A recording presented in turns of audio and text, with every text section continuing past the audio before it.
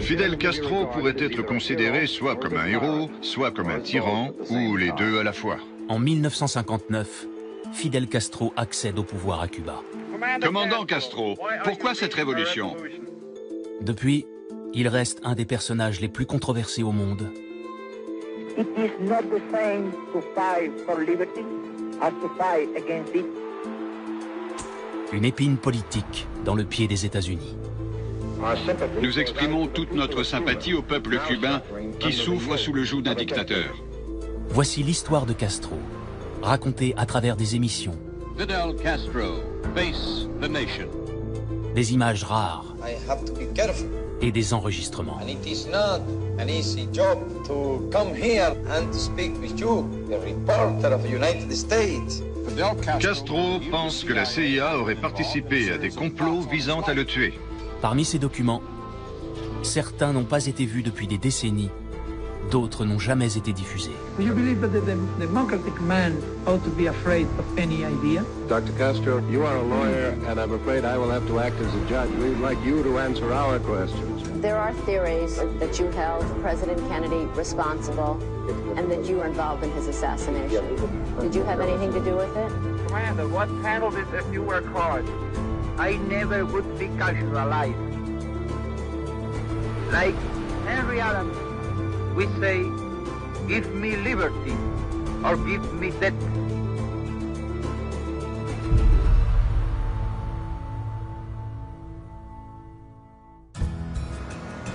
Cuba à la fin des années 50. Pour les touristes, c'est une destination exotique. Casinos, restaurants, hôtels de luxe, piscines, plages sauvages.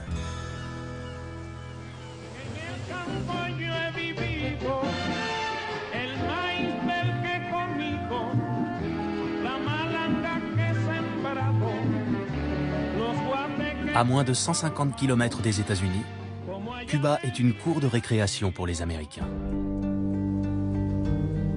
Mais pour beaucoup de Cubains, la vie est loin d'être paradisiaque. À l'écart des touristes, la pauvreté est omniprésente. Les systèmes d'éducation et de santé sont défaillants. Les conditions de vie rivalisent avec celles des pays du tiers-monde.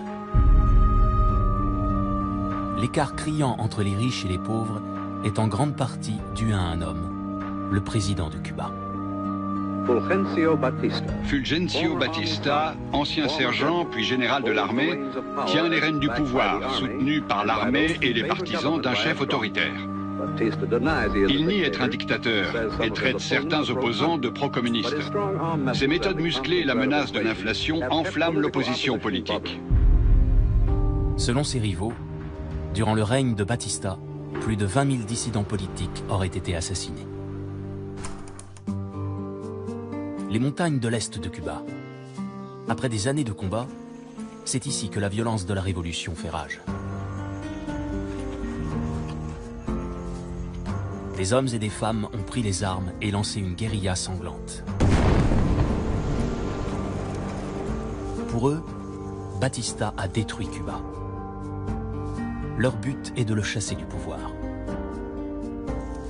Leur leader est un Cubain charismatique, prêt à se battre jusqu'à la mort pour libérer son peuple. Il s'appelle Fidel Castro. Voici le docteur Fidel Castro, 31 ans, titulaire de 4 diplômes universitaires. Nous avons enfin pu poser nos caméras dans son quartier général.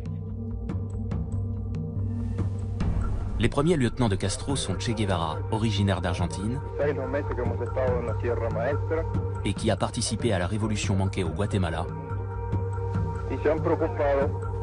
et le frère de Fidel, Raúl Castro, communiste avéré. Fidel Castro est le fils d'un cultivateur de canne à sucre et vient de la classe moyenne élevée. Il a 6 frères et sœurs. Très jeune déjà, Castro est impétueux, véhément et toujours prêt à prendre des risques.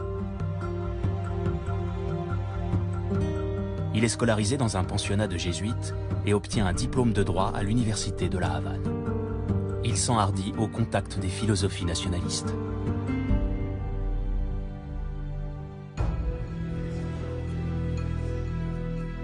En 1952, Castro se présente au Congrès pour promouvoir le progrès à Cuba. Mais avant les élections, Batista prend le pouvoir par un coup d'État. Castro réunit alors un groupe de révolutionnaires anti-Batista. Ensemble, ils planifient l'attaque de la caserne de Moncada. Castro pense qu'en s'emparant de la caserne, ils pourront récupérer assez d'armes pour se soulever contre Batista.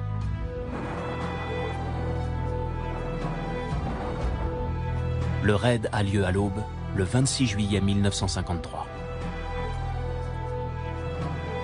Cette date servira de signature à la future révolution de Castro. L'attaque est rapidement réprimée. Plusieurs rebelles sont tués. Castro et des dizaines d'autres sont capturés. Lors de son procès, il prononce une phrase qui collera à son personnage. L'histoire m'acquittera. Castro est condamné à 15 ans de prison. Mais 2 ans plus tard, Batista cède à la pression internationale et libère les prisonniers politiques.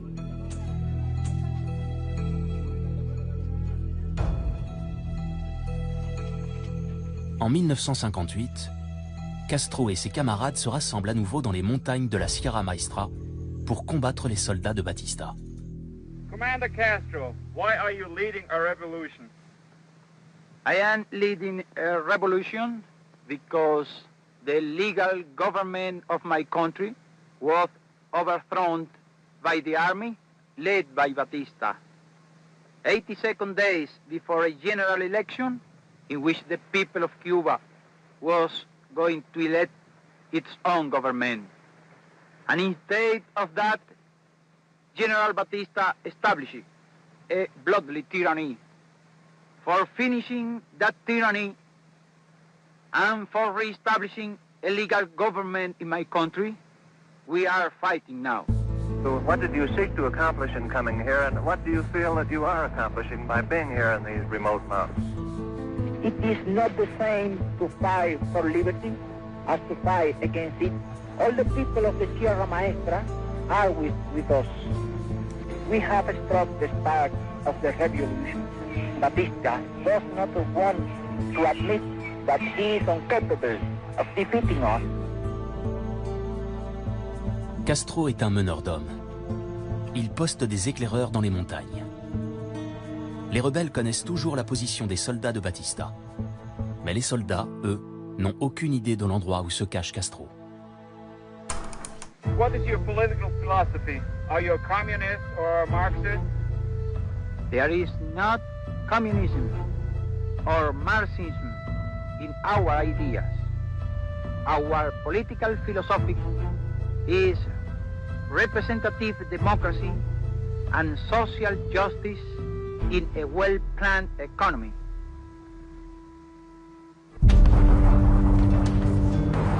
Jusqu'à présent, les États-Unis ont soutenu le régime de Batista.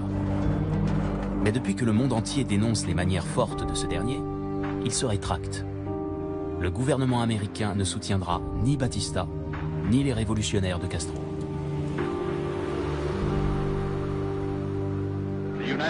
Les États-Unis ont décrété l'embargo sur les armes des 2 côtés. Mais les rebelles en reçoivent par le biais de sympathisants. Le combat est inégal entre idéalistes et forces officielles. Castro dit « Si je perds, je recommencerai. Si Batista perd, il perdra pour de bon. » Mais Batista ne semble pas affecté par la progression de Castro. Il a le soutien de l'armée, de la police et des syndicats cubains. Et même si la presse américaine fait état de la brutalité policière, il reste confiant.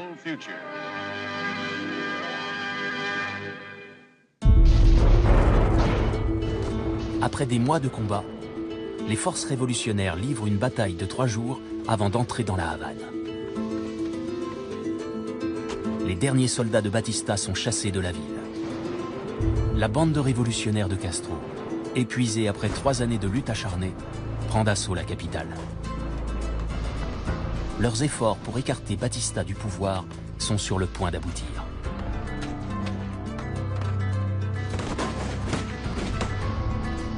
Le soir du 31 décembre à La Havane, des combats ont été signalés dans la province de Los Villas entre les soldats de Batista et les rebelles. À 4 heures, heure de La Havane, le matin du jour de l'an, un appel nous informe que Batista et son clan ont pris la fuite.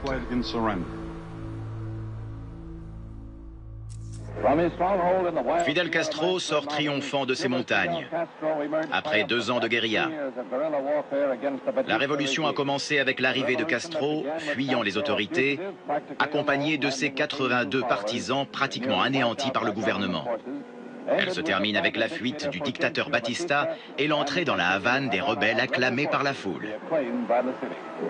L'idéaliste barbu et fumeur de cigares est devenu une légende. Les Cubains découvrent alors le visage de celui dont le nom symbolise ses 25 mois de guérilla.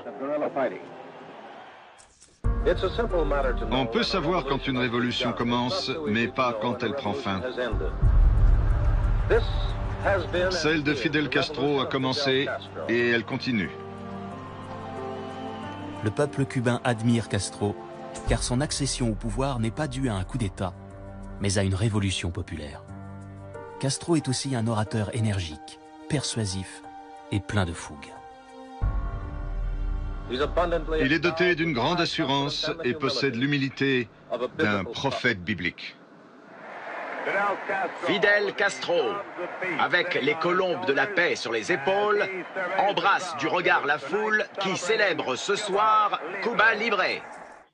Fidel Castro, invité de Face the Nation. Voici la scène qu'on pouvait voir hier dans le studio de la chaîne de télévision CMQ à La Havane. Dr. Castro, could you tell us what your opinion is of United States policy during this period of your revolution? Do you want to tell you the truth? That's all we want. Do you see those Sherman tanks? Do you see those airplanes? Do you see those big bombs of 500 pounds? They were sold by government of the United States to Batista. Malgré ses critiques, Castro maintient de bonnes relations avec les États-Unis. Cela ne l'empêche pas pour autant d'exercer des représailles brutales dans son pays. Dans les mois qui suivent son accession au pouvoir, des centaines de fidèles de Batista sont jugés, notamment au Palais des Sports de La Havane. Le bras droit de Batista, le commandant Sosa Blanco, accusé de 200 meurtres, fait face à un tribunal composé de 3 juges portant encore leur treillis de révolutionnaires. Blanco compare la foule au Colisée de Rome. 45 témoins racontent la brutalité et les meurtres. Des hommes, des femmes et des enfants. Le verdict est la peine de mort. Près de 500 personnes sont jugées coupables et tuées par un peloton d'exécution.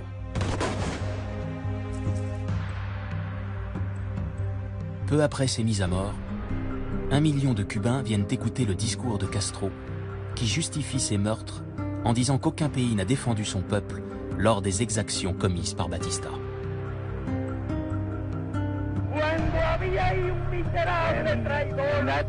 Palace, there was a miserable traitor, a criminal who killed over 20,000 of our compatriots. Those campaigns were never made against Cuba.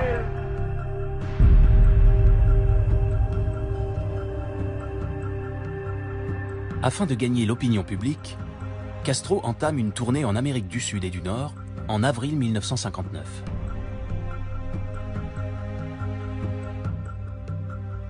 Des foules immenses viennent voir le symbole de la révolution. Sa réputation de leader populiste monte en flèche.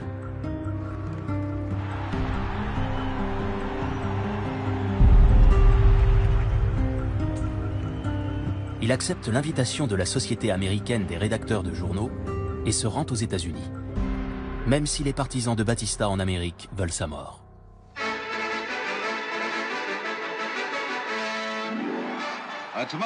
Un accueil tumultueux est réservé à Fidel Castro.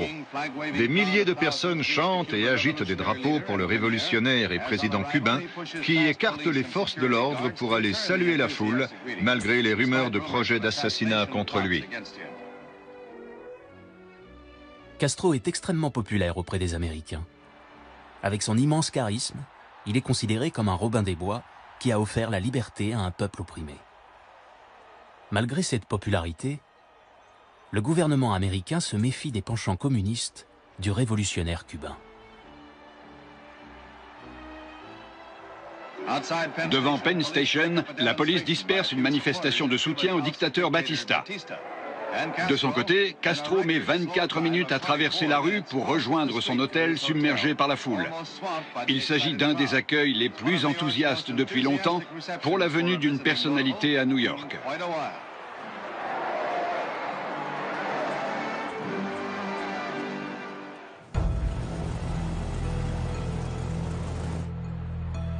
Bien que Castro condamne les États-Unis pour avoir fourni des armes à Batista, il tente de s'en rapprocher.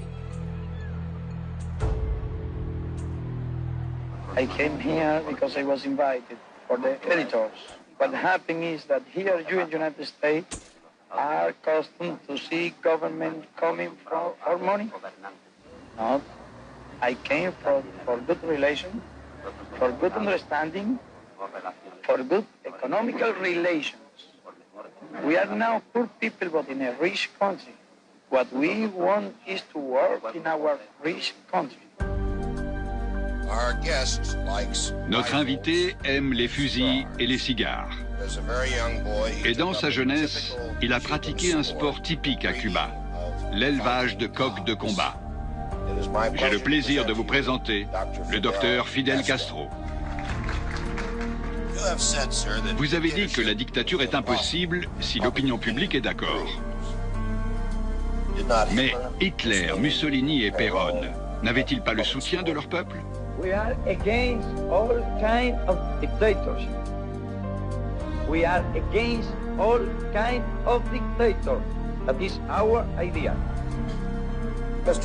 Monsieur le Premier ministre, quelle impression vous a laissé le vice-président Nixon?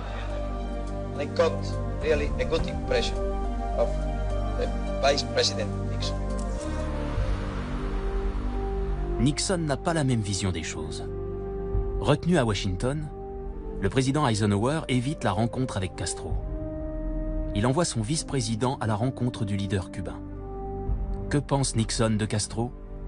Qu'il faut le surveiller de très près.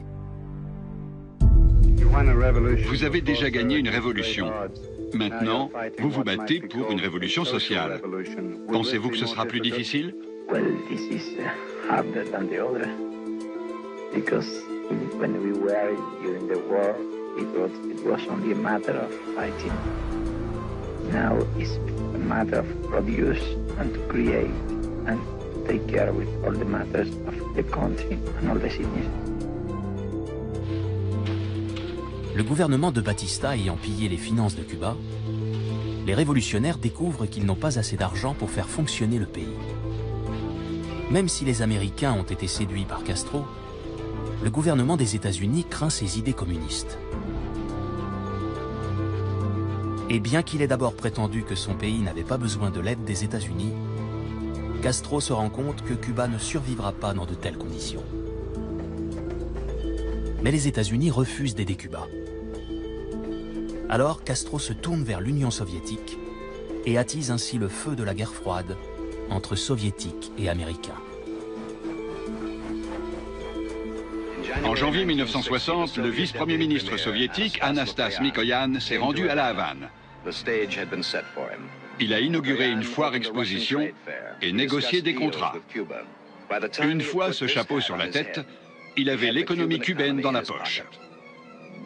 À Moscou, un accord a été signé pour échanger des machines et des techniciens contre du sucre et d'autres produits agricoles. Le président Eisenhower menace de réduire les importations de sucre cubain aux États-Unis. Un tiers de ce sucre est produit par des sociétés sous contrôle américain. L'Union soviétique promet d'acheter 1 million de tonnes de sucre cubain par an. Lors d'un discours profondément anti-américain, Fidel Castro a mis en garde les États-Unis contre une baisse des quotas de sucre cubain, menaçant de s'emparer des sucreries américaines. Mais la Chambre des représentants des États-Unis a autorisé un projet de loi permettant au président de réduire ses importations de sucre. in this country. Après un bras de fer de plusieurs mois, Eisenhower interdit toute importation de sucre en provenance de Cuba. En réponse, Castro réquisitionne toutes les sociétés américaines présentes dans son pays. Tanto quedan nacionalizadas todas las empresas de la compañía eléctrica, todas las empresas de la compañía de teléfono, todos los bienes, por supuesto, y empresas de la Texaco y de la ESO. Y además, los 36 centrales azucareros que tenían.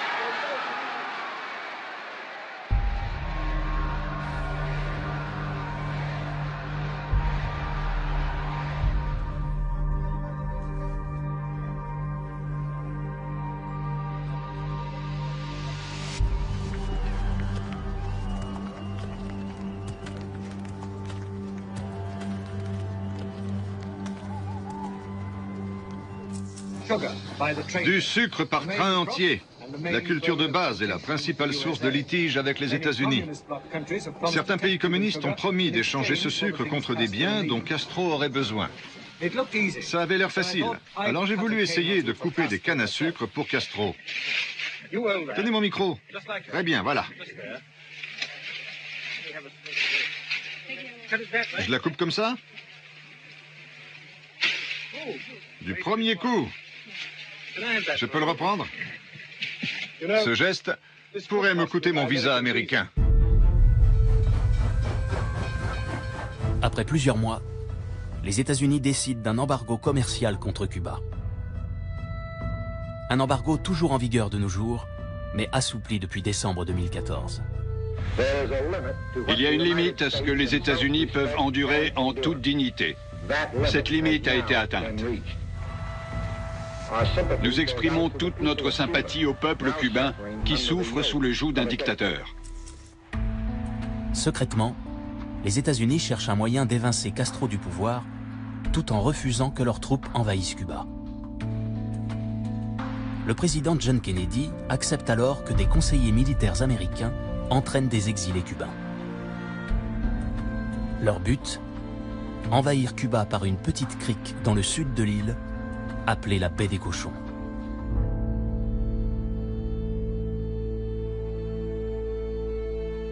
This is an NBC special news report. Ce soir, Cuba est une île en révolte contre les forces révolutionnaires de Fidel Castro. Après sa seconde révolution, la carrière trouble et fulgurante de Castro touche peut-être à sa fin. Et nous insistons sur le peut-être, car tout dépendra de la fidélité du peuple et de l'armée.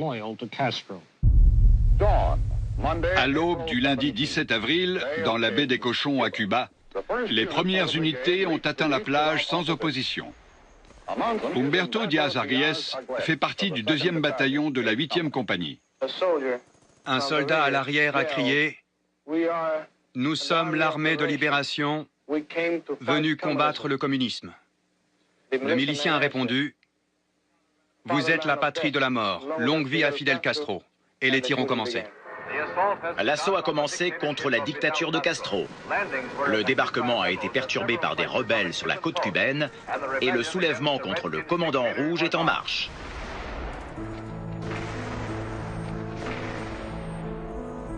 Les troupes d'invasion ne reçoivent aucun soutien du peuple cubain. L'espoir de voir les exilés gagner grâce à un soulèvement populaire est anéanti.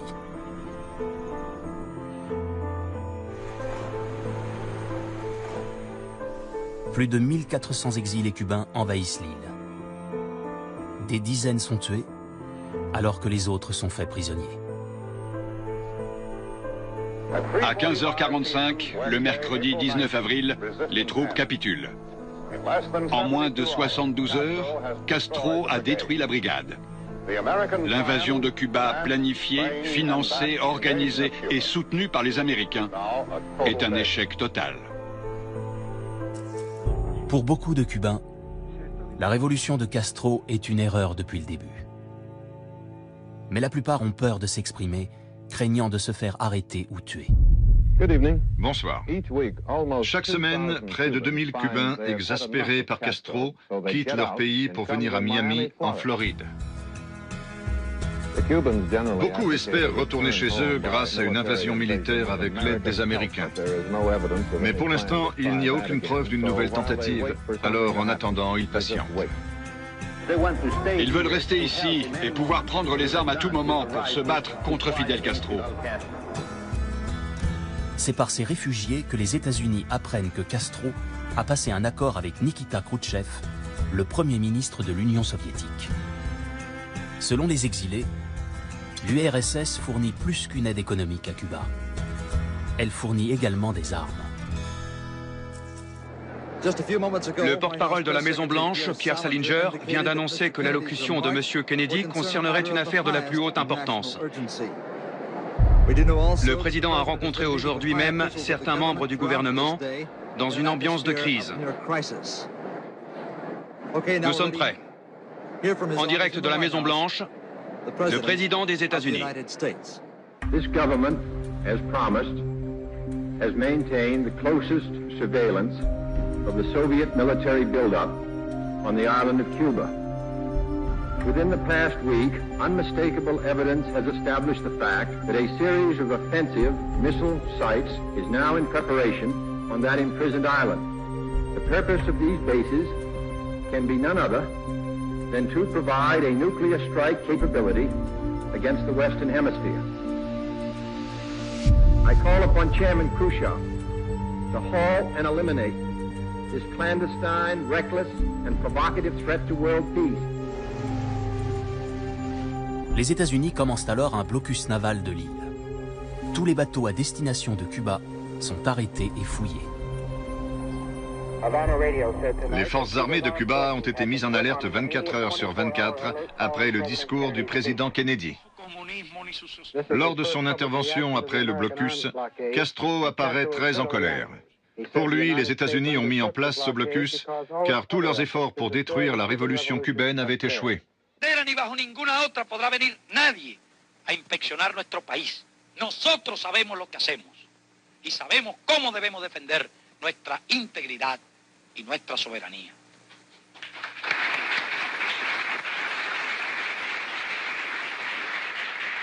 Y nuestra, de todos, de los revolucionarios, de los patriotas, será la misma suerte.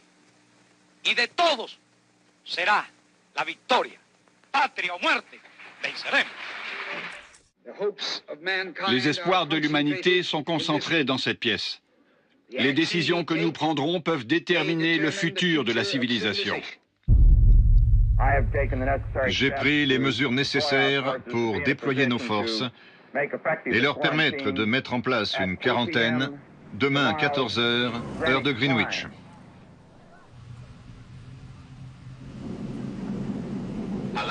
À 13h45, le secrétaire général des Nations Unies, U-Tent, a été invité par le Premier ministre Fidel Castro pour discuter de la crise internationale suite au blocus naval imposé par les États-Unis à l'encontre de Cuba.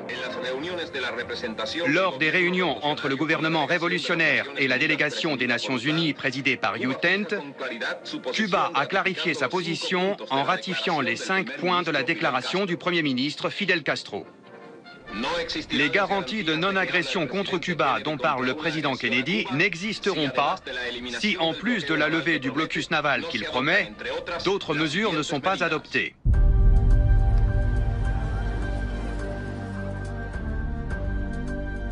Au cours des semaines suivantes, Kennedy et Khrouchtchev échangent des courriers dans lesquels chacun demande à l'autre de revenir sur sa position. Le moment décisif de la crise survient le 27 octobre 1962. Le président Kennedy accepte de ne pas envahir Cuba et propose de retirer ses missiles de Turquie si Khrouchtchev retire les siens de Cuba. Le lendemain, ce dernier accepte la proposition sans consulter Castro, qui est furieux d'avoir été écarté des discussions. We will not, of course, abandon the political, economic, and other efforts of this hemisphere to halt subversion from Cuba, nor our purpose and hope that the Cuban people shall someday be truly free. Malgré la déclaration de Kennedy de voir un jour le peuple cubain vivre librement, les années passent sans aucun changement. Cuba est séparé des États-Unis par 150 km d'océan et 15 ans d'histoire. Proche géographiquement, Cuba fait partie d'un autre monde idéologiquement.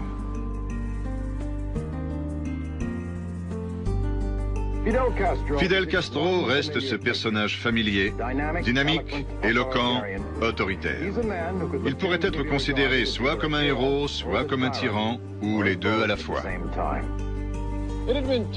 2 années ont passé depuis notre dernière visite à Cuba.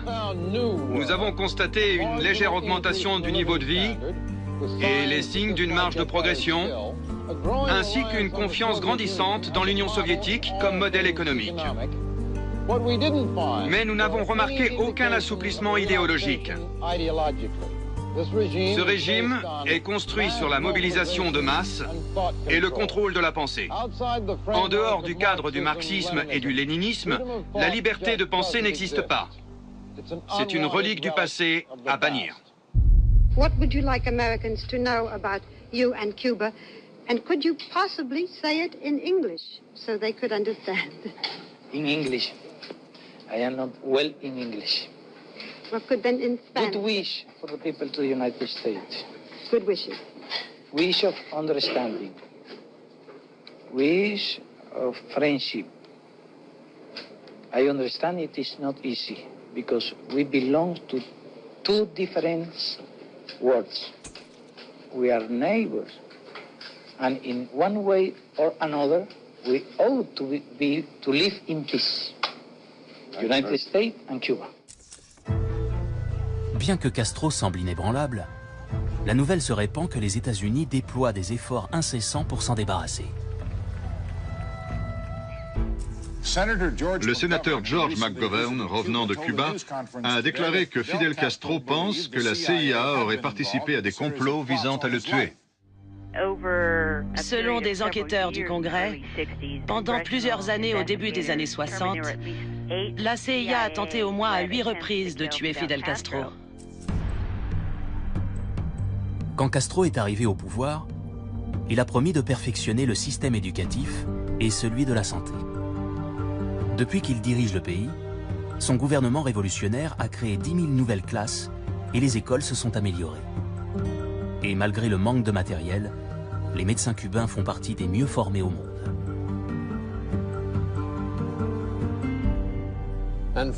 Nous terminerons par un sujet que nous pourrions appeler Medi-Cuba. L'histoire d'un de nos correspondants, Fred Francis, en visite à Cuba pour couvrir un événement politique qui s'est transformé en événement médical. L'hôpital Calixto Garcia de la Havane possède un des services d'urgence les plus actifs de cet hémisphère. Il prend en charge plus de 700 patients par jour. Seulement une poignée d'hôpitaux américains, comme ceux de Bellevue à New York et de Cook County à Chicago, peuvent en accueillir autant. Ici, les soins sont de très bonne qualité. Et ils sont aussi gratuits, comme tous les actes médicaux, pour les 9,5 millions de Cubains. Je suis arrivé aux urgences souffrant de violentes douleurs abdominales. J'ai été hospitalisé 2 jours. Et partout, j'ai pu constater les preuves du blocus américain. La plupart des équipements étaient anciens. Cet appareil de radiographie utilisé pour les urographies était rouillé. J'ai aussi remarqué une pénurie d'instruments de base, tels que les aiguilles, les seringues et même les bassins de lit. On m'a administré des médicaments de qualité qui étaient en fait américains. Ces médicaments coûtent beaucoup plus cher ici, car ils doivent transiter par le Canada ou le Mexique pour contourner le blocus. Castro prend soin d'envoyer ses médecins qualifiés dans des nations alliées à tendance gauchiste à travers le monde. Mais il n'exporte pas que des médecins. Il envoie aussi des soldats et des armes de guerre. Il commence à transmettre les outils de sa révolution à l'étranger. Sobre la cuestión acerca de si la lucha armada es el único camino para la liberación, lo que puedo responder es que, por lo menos en las condiciones de nuestro país, no había otro camino. Y en nuestra opinión, en las condiciones de la inmensa mayoría de los países de América Latina, no hay otro camino que la lucha armada. Y esa parece ser la situación también en muchos otros países de Asia y de África. Castro envoie des troupes cubaines pour aider un groupe de révolutionnaires qui se bat pour prendre le pouvoir en Angola. Le mouvement populaire pour la libération de l'Angola.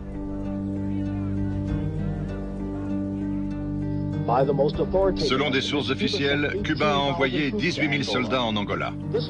Il s'agit d'une armée équipée de matériel russe très moderne, comme des tanks et des lanceurs de missiles. La guerre civile en Angola commence en 1975, après que le pays a gagné son indépendance face au Portugal.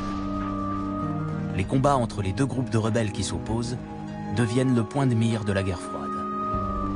Les États-Unis et l'Afrique du Sud soutiennent le Front national de libération de l'Angola, tandis que l'Union soviétique et Cuba fournissent soldats et matériel au mouvement populaire pour la libération de l'Angola. L'implication de Castro dans cette guerre exaspère les États-Unis qui le soupçonnent d'exporter sa version du communisme. Selon Castro, le fait d'envoyer des troupes pour soutenir le MPLA qui partage son idéologie socialiste est son devoir de révolutionnaire.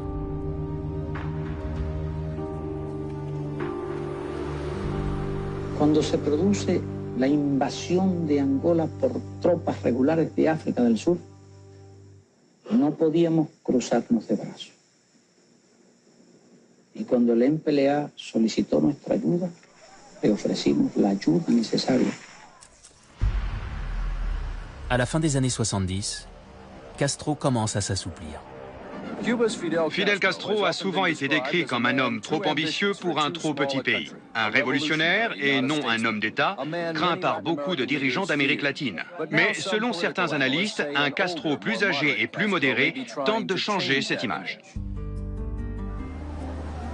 En 1980, afin de calmer l'agitation politique, Castro autorise les Cubains qui souhaitent quitter le pays à le faire.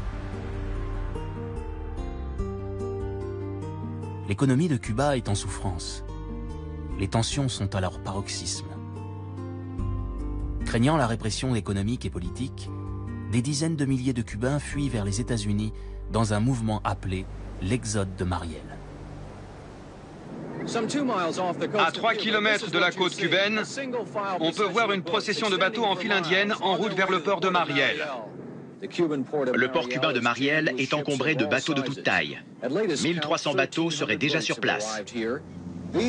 Voici ceux que le gouvernement de Castro a traités de vermines, de vagabonds, de prostituées et de parasites. Ils ont pourtant l'air très heureux de quitter leur pays de naissance pour un nouveau départ aux États-Unis.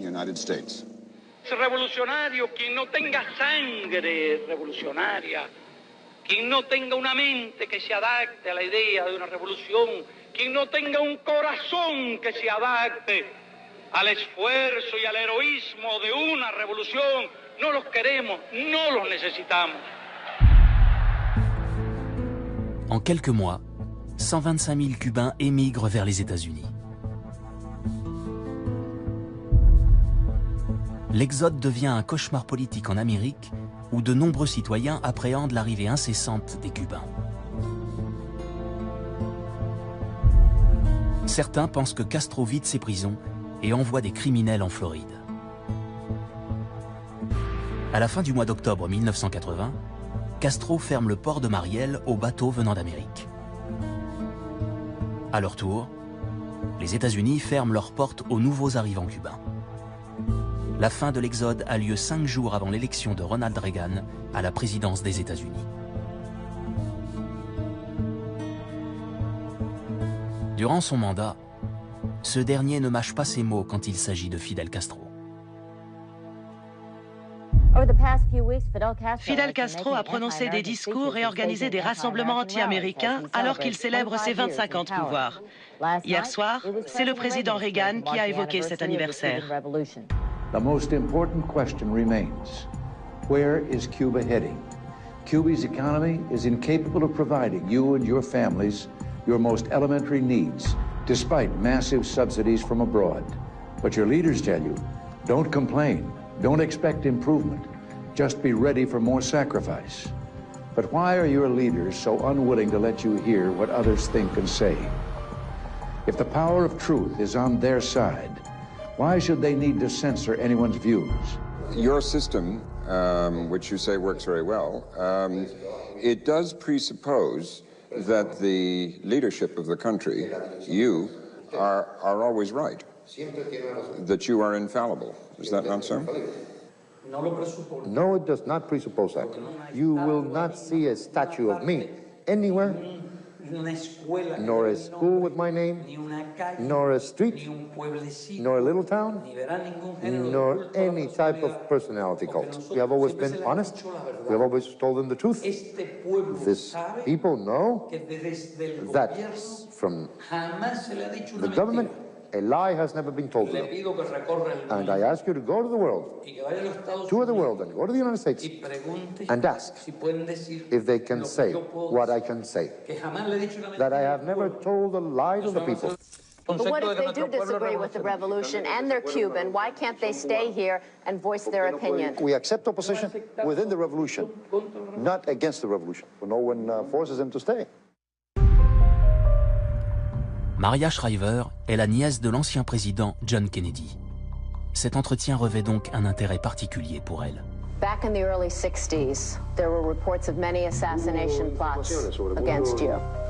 There are theories that you knew about these assassination plots, that you held President Kennedy responsible, and that you in turn were involved in his assassination. Did you have anything to do with it? I can't answer that question. I don't accept that. No, that I cannot accept such a charge. To plan an action against the President of the United States is something irresponsible, mad, because I saw in Kennedy an adversary, an intelligent, a capable one. The day when Kennedy was murdered, I felt something empty. Actually, it hurt me. I must tell you very honestly, because I thought it was an unfair death.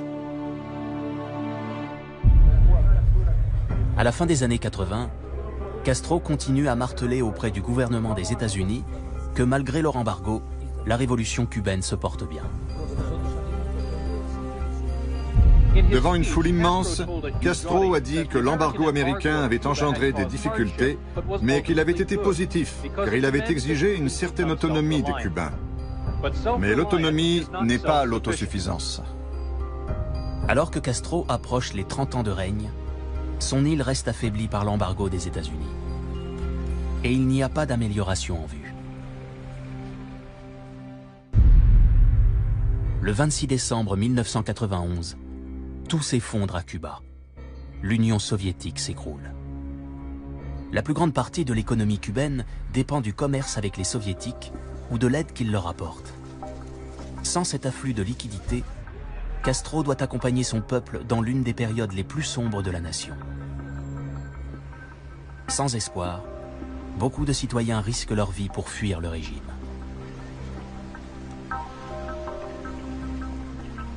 Castro appelle cette phase la période spéciale. Estamos en periodo especial, un periodo difícil, un periodo uno de los más difíciles de nuestra historia. ¿Por qué? Porque no hemos tenido que quedar solos frente al imperio, solitos. ¿Y qué hacía falta para quedarse solo frente al imperio? Había falta unidad, pero hacía falta valor, hacía falta patriotismo, habría falta espíritu revolucionario. Un pueblo débil, un pueblo blandengue, un pueblo cobarde se rinde y vuelve a la esclavitud. Pero un pueblo digno, un pueblo valiente como nosotros no se rinde y no vuelve jamás a la esclavitud.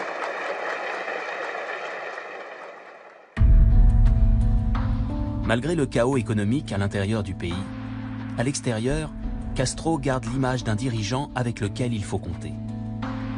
En 1995, il se rend à New York pour le 50e anniversaire des Nations Unies.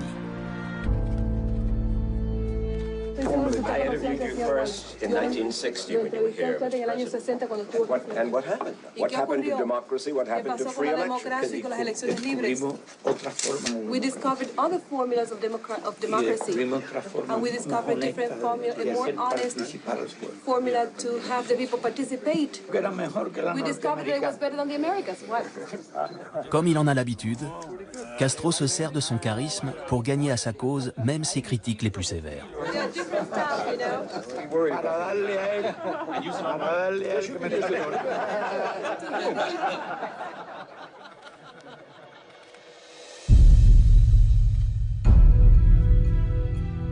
Mais aucun assouplissement ne se fait sentir entre les États-Unis et Castro.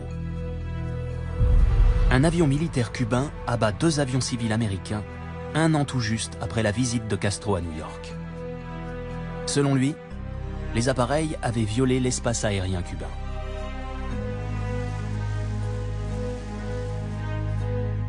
Aux commandes des appareils se trouvent 4 pilotes de l'organisation Frères du Secours. Un groupe qui propose de l'aide aux Cubains fuyant leur pays par bateau. Les 4 pilotes sont tués. 4 jours après l'événement, le Congrès et le Président ont pris de nouvelles mesures visant à étouffer l'économie de Cuba en dissuadant tout investissement étranger.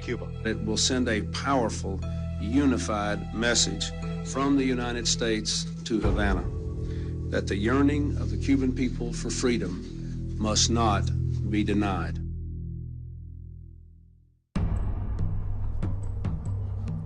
Les sanctions additionnelles contre Cuba incluent le droit des États-Unis de cesser tout échange commercial avec les sociétés non américaines travaillant avec Cuba.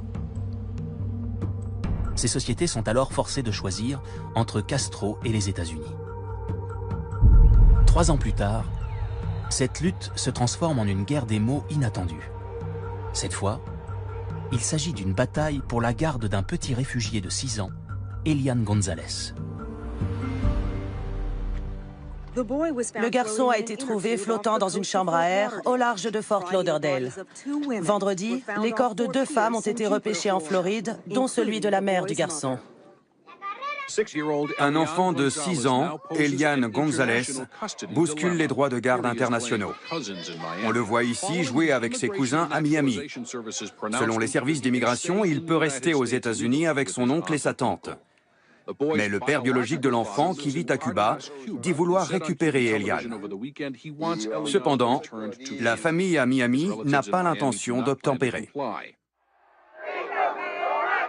Le garçon est une icône pour les exilés cubains. Ils en ont fait une figure mythique et un symbole de défiance envers le régime communiste.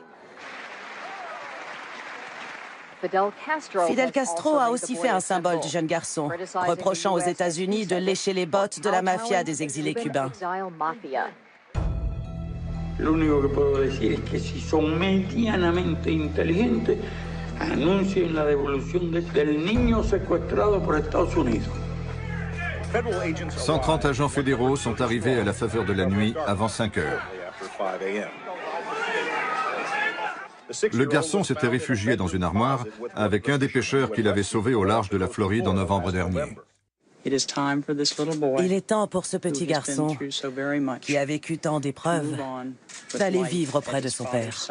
Yo diría que hoy es un día de tregua, quizás el único en estos 41 años, un día de tregua con Estados Unidos.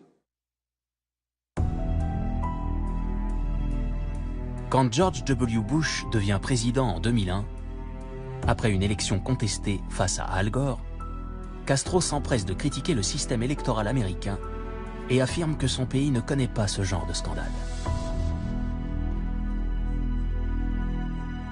He was not elected, he was appointed President of the United States. Our elections are 10 times cleaner than the elections were like those in which he was elected. How can anyone talk about freedom of expression when a president needs $1.5 billion in advertising to sell an image of himself? Today, there is only one nation in our hemisphere that is not a democracy. Only one. Le président George W. Bush demande des élections libres à Cuba en échange d'un allègement de l'embargo. There's only one national leader whose position of power owes more to bullets than balance. Fidel Castro has a chance to escape this lonely and stagnant isolation. If he accepts our offer, he can bring help to his people and hope to our relations. And the choice rests with Mr. Castro. Castro répond que l'embargo n'est qu'une question politique et que la plupart des Américains en souhaitent la fin. Mais il craint que la levée de l'embargo ne crée un autre désastre pour son pays. Let me know in advance so I can move away, because an invasion of hundreds of thousands of American citizens is enough to make us move away. En juillet 2006, Castro se fait opérer pour une hémorragie intestinale. Les Cubains sont informés de sa maladie dans une déclaration prononcée par son secrétaire, Carlos Valenciaga, qui lit une lettre écrite par Castro. La operación me obliga a permanecer varias semanas de reposo, alejado de mis responsabilidades y cargos. Como nuestro país se encuentra amenazado en circunstancias como esta por el gobierno de los Estados Unidos, he tomado la siguiente decisión. Delego con carácter provisional mis funciones como primer secretario en el segundo secretario, compañero Raúl Castro Ruz. 2 ans plus tard, en 2008, Castro se retire officiellement, cédant la présidence de son pays à son frère Raúl. Raúl Castro Ruz.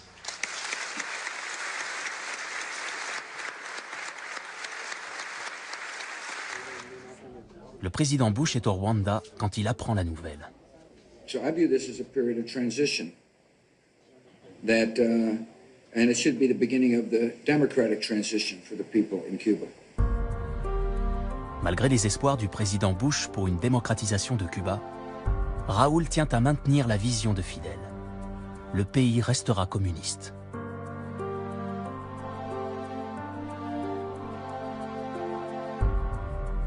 Raúl Castro dit « La révolution dure depuis 50 ans et elle continuera encore 50 ans. »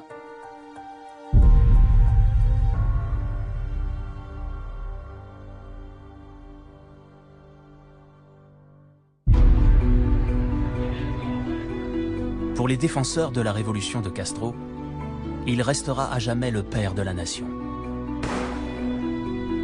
Son combat dans les montagnes de la Sierra Maestra a fait de lui une légende cubaine. Batista does not want to admit that he is incapable of defeating us. Le charisme et la personnalité dont il a fait preuve dès ses premiers jours au pouvoir n'ont jamais faibli. Y sabemos cómo debemos defender nuestra integridad y nuestra soberanía. À tout instant, pendant 5 décennies, Castro a défié les États-Unis. Despite all his tools of oppression, Fidel Castro will need to answer to his people.